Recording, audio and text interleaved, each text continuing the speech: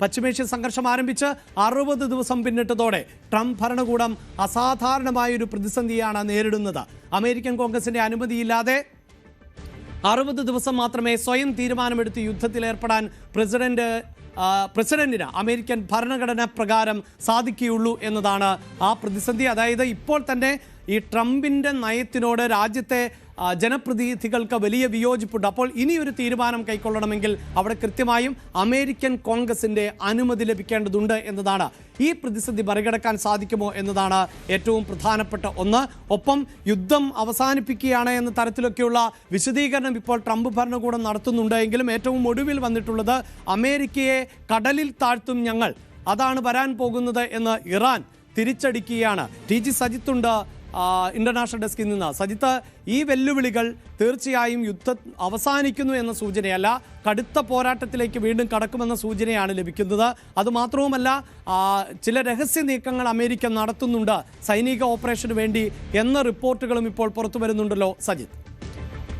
Yes Abhilash, അത് തന്നെയാണ് സാഹചര്യം. അമേരിക്കൻ ഭരണകൂടം, പ്രത്യേകിച്ച് ട്രംപ് ഭരണകൂടം, ഒരു അസാധാരണ പ്രതിസന്ധി യുദ്ധ സാഹചര്യങ്ങളുമായി ബന്ധപ്പെട്ട് ഇപ്പോൾ നേരിടുന്നു എന്നതാണ് ഇപ്പോഴത്തെ അവസ്ഥ. അതായത് അമേരിക്കൻ ഭരണഘടനാ പ്രകാരം 60 ദിവസം മാത്രമാണ് സ്വന്തം തീരുമാനപ്രകാരം അമേരിക്കൻ പ്രസിഡന്റിന് മറ്റൊരു രാജ്യവുമായുള്ള സംഘർഷത്തിൽ നേരിട്ട് യുദ്ധ സംവിധാനങ്ങൾ ഉപയോഗിച്ചുകൊണ്ട് ഏർപ്പെടാൻ കഴിയുക. പശ്ചിമേഷ്യൻ സാഹചര്യങ്ങൾ പരിശോധിക്കുമ്പോൾ 60 ദിവസം പിന്നിട്ട് കഴിഞ്ഞു. അപ്പോൾ ഇനി എന്ത് നീക്കത്തിനാണ് ട്രംപ് ഭരണകൂടം ഒരുങ്ങുന്നത് എന്നതാണ് സാഹചര്യം. യഥാർത്ഥത്തിൽ ഇപ്പോൾ ഉണ്ടായിരിക്കുന്ന വെടിനിർത്തൽ അത് യുദ്ധം അവസാനിപ്പിക്കലാണ് എന്ന് അനൗദ്യോഗികമായി വിശദീകരിച്ചുകൊണ്ടാണ് ട്രംപ് ഭരണകൂടത്തിൻ്റെ നീക്കം എന്നതാണ് ഇപ്പോഴത്തെ സാഹചര്യം. അതായത് അമേരിക്കൻ കോൺഗ്രസിന് മുന്നിൽ, അമേരിക്കൻ ഭരണഘടനയ്ക്ക് മുന്നിൽ അത് ലംഘിക്കപ്പെടുന്നില്ല എന്ന് ഉറപ്പുവരുത്തുന്നതിന് വേണ്ടിയുള്ള ഒരു പുതിയ നയതന്ത്രം അതാണ് ഡൊണാൾഡ് ട്രംപിൻ്റെ ഭാഗത്തു നിന്ന് ഉണ്ടാകുന്നതെന്ന് വേണം നമുക്ക് മനസ്സിലാക്കാൻ. യുദ്ധം അവസാനിപ്പിച്ചു എന്ന് സാങ്കേതികമായി പറഞ്ഞുകൊണ്ട് അതേസമയം പുതിയ യുദ്ധതന്ത്രങ്ങൾക്ക് കളമൊരുക്കുന്നു. ഇതാണ് ഡൊണാൾഡ് ട്രംപ് ഒരുങ്ങുന്നത്.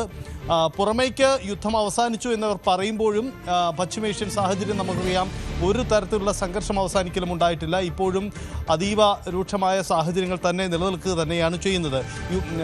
വെടിനിർത്തൽ എന്ന് പറയുന്നത് സാങ്കേതികമായി മാത്രമാണ് നിലനിൽക്കുന്നത്. അപ്പോൾ ഈ ഒരു സാഹചര്യം ഉപയോഗിച്ചുകൊണ്ട് ഡൊണാൾഡ് ട്രംപും അമേരിക്കൻ ഭരണകൂടവും പുതിയ യുദ്ധതന്ത്രങ്ങൾ, ഒരുപക്ഷെ ഒരു പുതിയ നയതന്ത്ര നീക്കമാവാം, അതല്ലെങ്കിൽ പുതിയ സൈനിക നീക്കമാവാം, ഈ രണ്ട് സാധ്യതകളുമുണ്ട്. എന്തായാലും ഈ ഇടവേളകളിൽ അതിന് കളമൊരുക്കലാണ് നടത്തുന്നത് എന്നതാണ് സാഹചര്യം. ഇറാനും ഒട്ടും വിട്ടുവീഴ്ചയ്ക്ക് തയ്യാറല്ല, തങ്ങളും ശക്തമായ യുദ്ധമുഖത്ത് തന്നെയെന്ന് അവരും വ്യക്തമാക്കുന്നുണ്ട്. അപ്പോൾ പശ്ചിമേഷ്യൻ സാഹചര്യത്തിൽ ഒരു മാറ്റവും ഉണ്ടായിട്ടില്ല എന്നതാണ് ഇപ്പോഴത്തെ അവസ്ഥ. ഒരേ സമയം ആ സംഘർഷ സാഹചര്യം അതേപടി തുടരുമ്പോൾ അത് ലോക സാമ്പത്തിക ക്രമങ്ങളെ അതിഗുരുതരമായി ബാധിച്ചു എന്നതാണ് നേരത്തെ അഭിലാഷൊക്കെ സൂചിപ്പിച്ച ആ സാഹചര്യങ്ങൾ മാറുന്നത്. ക്രൂഡ് ഓയിൽ വില ഇനിയും കുതിച്ചുയരുന്ന സാഹചര്യം ഉണ്ടാവും. അതോടുകൂടി യുദ്ധമുഖത്ത് നേരിട്ട് ഏർപ്പെടുന്ന രാജ്യങ്ങളെ സംബന്ധിച്ച് കടുത്ത സമ്മർദ്ദമാണ് അവർക്ക് മേലുണ്ടാവുന്നത്. അമേരിക്കയ്ക്ക് പോലും വലിയ സാമ്പത്തിക ശക്തി എന്ന് പറയുമ്പോഴും പശ്ചിമേഷ്യ യുദ്ധത്തിന് വേണ്ടി ചെലവഴിച്ച പണത്തും നിരവധി തുകയാണ് ചെലവഴിക്കേണ്ടി വരുന്നത്. അത് അമേരിക്കയുടെ സാമ്പത്തിക അവസ്ഥയെ തന്നെ പ്രതിസന്ധിയിൽ ഉണ്ടാക്കുമ്പോൾ അതിൻ്റെ കണക്കെടുപ്പ് വേണ്ടി വരും. ആ തരത്തിലും പ്രതിസന്ധി ഉണ്ടാക്കുന്ന സാഹചര്യം കൂടിയുണ്ട്. അപ്പോൾ അമേരിക്കയും പുതിയ കോപ്പ് കൂട്ടാനൊരുങ്ങുന്നു. അതായത് പുറമേക്ക് 60 ദിവസം പിന്നിട്ട യുദ്ധം, ഭരണഘടനാ പ്രതിസന്ധി മറികടക്കാൻ യുദ്ധം അവസാനിപ്പിച്ചു എന്ന് പ്രഖ്യാപനം നടത്തിക്കൊണ്ട് അതേസമയം പുതിയ യുദ്ധതന്ത്രങ്ങൾക്ക് കളമൊരുക്കുന്നു. ഇറാനും ഒട്ടും വിട്ടുവീഴ്ചയില്ലാതെ കളത്തിലൊരുങ്ങി നീക്കങ്ങൾ സജീവമാക്കുന്നു എന്നതാണ്. ഇതിനിടെ ഈ UAE ഒരു മുന്നറിയിപ്പ് കൂടി വന്നിട്ടുണ്ട്. സ്വന്തം പൗരന്മാരോട് പ്രശ്നസങ്കീർണമായ 3 രാജ്യങ്ങളിൽ നിന്നും ഉടൻ മടങ്ങിയെത്താൻ നിർദ്ദേശം നൽകുകയാണ്. ലബനൻ, ഇസ്രയേൽ അടക്കമുള്ള രാജ്യങ്ങളിൽ നിന്ന് ഉടൻ തന്നെ മടങ്ങിയൊക്കെ ഇറാൻ, ഇസ്രയേൽ, ഈ 3 ഇറാഖ് അടക്കമുള്ള രാജ്യങ്ങളിൽ നിന്ന് ഉടൻ മടങ്ങിയെത്താനുള്ള നിർദ്ദേശമാണ് നൽകിയിരിക്കുന്നത്. കാരണം ആ രാജ്യങ്ങളിൽ സംഘർഷങ്ങൾ ഇനിയും ഉണ്ടാകുമെന്ന മുന്നറിയിപ്പാണ് UAE ഭരണകൂടം പൗരന്മാർക്ക് നൽകിയിരിക്കുന്നത്.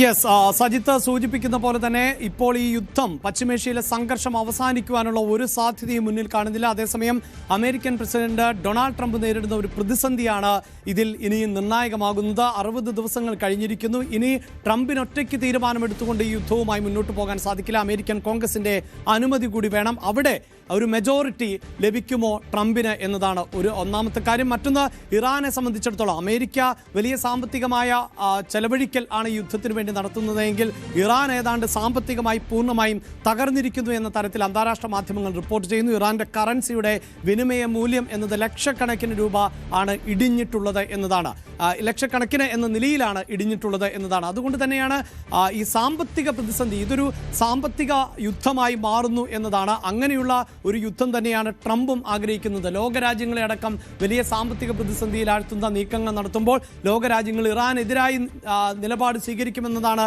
ട്രംപിന്റെ പ്രതീക്ഷ. പക്ഷേ അത്തരത്തിലൊന്നും ഇപ്പോഴും ലോകത്ത് മറ്റേതെങ്കിലും കോണുകളിൽ നിന്ന് അങ്ങനെ അമേരിക്കയെ പൂർണ്ണമായും പിന്തുണച്ചുകൊണ്ടോ ഇറാനെ പിന്തുണച്ചുകൊണ്ടോ ലോകരാജ്യങ്ങൾ എത്തുന്നില്ല എന്നതുകൂടിയാണ് ഇപ്പോഴത്തെ യുദ്ധ പശ്ചാത്തലം. കൂടുതൽ വാർത്തകൾക്ക് news 18 Keralam YouTube channel subscribe ചെയ്യുക.